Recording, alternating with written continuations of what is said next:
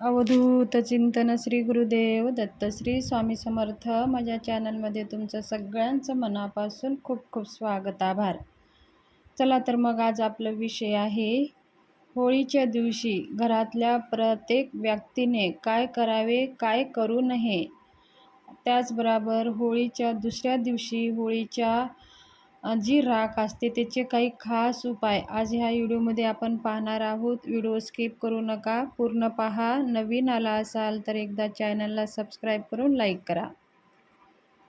चला तर मग आजचं आपलं विषय आहे घरातल्या प्रत्येक व्यक्तीने होळी पेटल्यानंतर गाईचे तूप, 11 लवंगा, 7 बत्तासे, 5 विड्याचे पाने, गोटा खोबर, नारळ, पुरणपोळी नैवेद्य, वरण भात नैवेद्य घेऊन सर्व हे साहित्य घेऊन आपल्याला होळीची पूजा करायची आहे.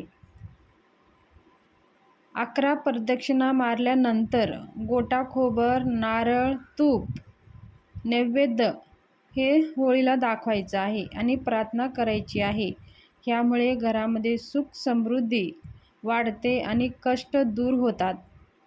होळीच्या दिवशी काळ्या कपड्यामध्ये मूठभर काळे तीळ घेऊन आपल्या खिशात दिवसभर ठेवायचं आहे. सकाळी हे पुडी बांधून काळ्या कपड्यामध्ये बांधून दिवसभर आपल्या खिशात ठेवायचे आहे.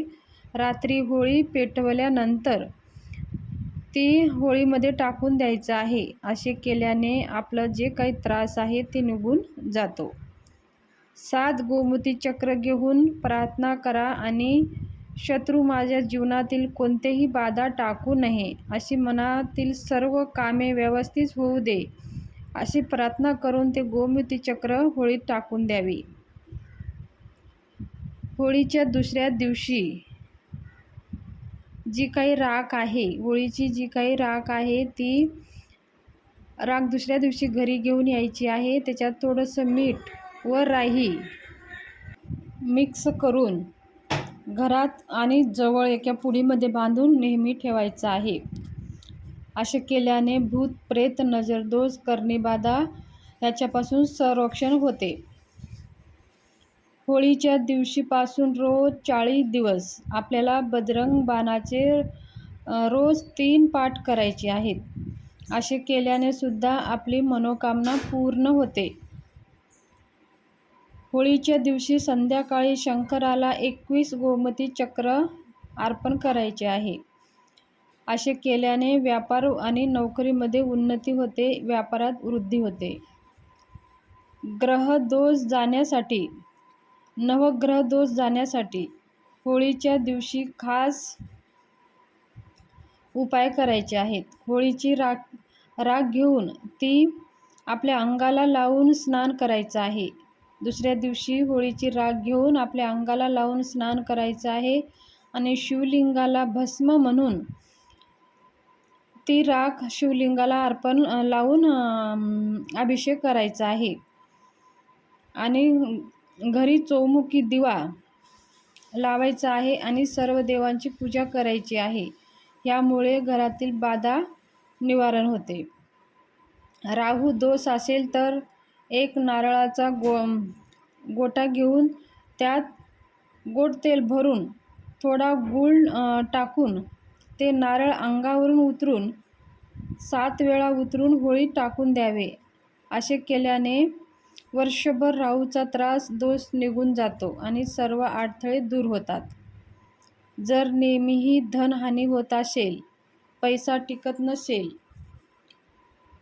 तर होळीच्या दिवशी सकाळी मुख्य दरवाजावर गुलाल टाकावा व चौमुखी दिवा लावून ठेवावा. त्या दिव्यामध्ये 11 काळे उडीद टाकून चौमुखी दिवा लावून प्रार्थना करावी आणि जेव्हा ते दिवा शांत होईल, विझेल, ते बाहेरच ठेवायचं आहे. आणि संध्याकाळी जर होळी पेटवली तर ते दिवा त्या होळीमध्ये आग्नेमध्ये टाकून द्यायचा आहे.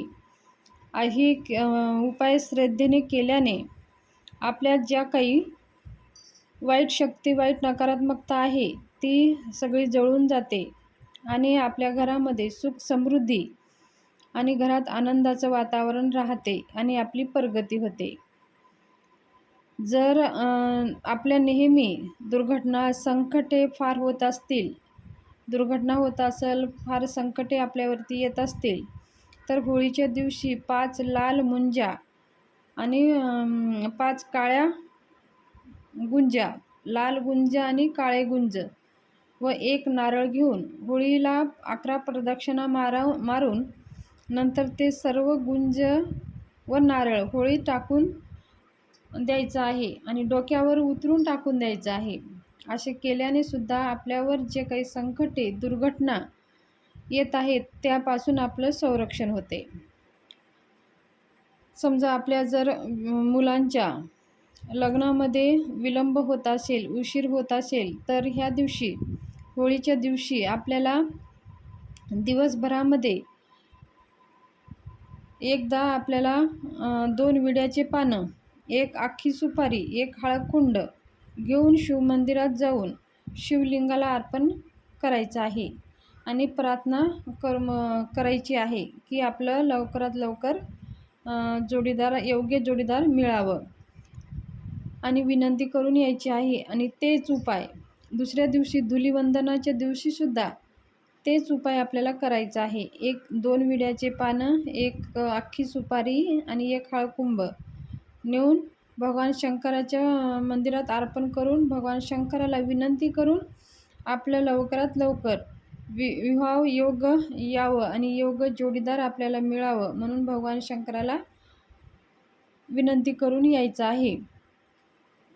त्याचबरोबर आपल्याला भगवान शंकराशी आपल्याला होळी खेळायची आहे. आपल्या जीवनामध्ये आपल्या मनासारखं सगळं मनासारखं घडावं, सगळ्या इच्छा पूर्ण व्हावं. जसं रंगीबेरंगी रंग आहे तसंच रंग आपल्या जीवनामध्ये सुद्धा खुलून यावं म्हणून 1 लोटा पाणी घ्यायचं आहे. त्याच्यामध्ये अष्टगंध किंवा लाल चंदन घालायचं आहे. लाल चंदन घालून आपल्या ज्या काही मनोकामना आहेत ते पूर्ण व्हावं म्हणून ते पाणी आपण भगवान शंकराला अर्पण करायचं आहे. पिंडीवर अर्पण करून भगवान शंकराला विनंती करायचं आहे. हे उपाय आपण होळीच्या दिवशी 13 तारखेला पण करू शकता आणि 14 तारखेला पण करू शकता. दोन्ही दिवस केलं तरी अतिउत्तम. जरी दोन्ही दिवस शक्य नसेल तर तुम्ही धुलीवंदनच्या दिवशी किंवा होळीच्या दिवशी आवर्जून भगवान शंकराशी होळी खेळा आणि लाल चंदनचं जल भगवान शंकराला अर्पण करा आणि आपल्या मनोकामना बोलून या. बघा तुमच्या पुढच्या होळीपर्यंत तुमच्या सगळ्या मनोकामना पूर्ण होईल. तर ह्या सगळ्या उपाय आपल्याला होळीच्या दिवशी करायचे आहेत.